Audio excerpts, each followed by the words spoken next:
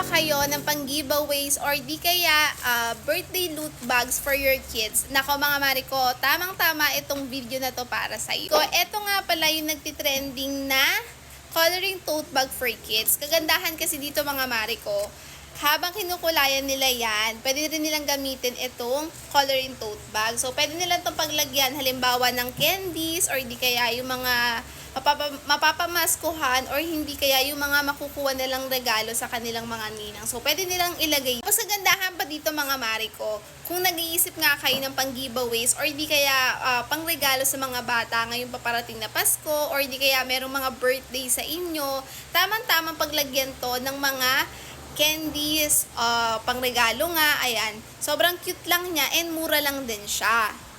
Tapos mag-i-enjoy pa yung kids dyan kasi nga pwede nilang kulayan to. So mga mi, eto yung pen na sinasabi ko sa inyo and mura lang din siya. So hindi siya kasama kapag binili nyo tong ating coloring tote bag. So nakadepende siya kung ilang color yung kailangan nyo.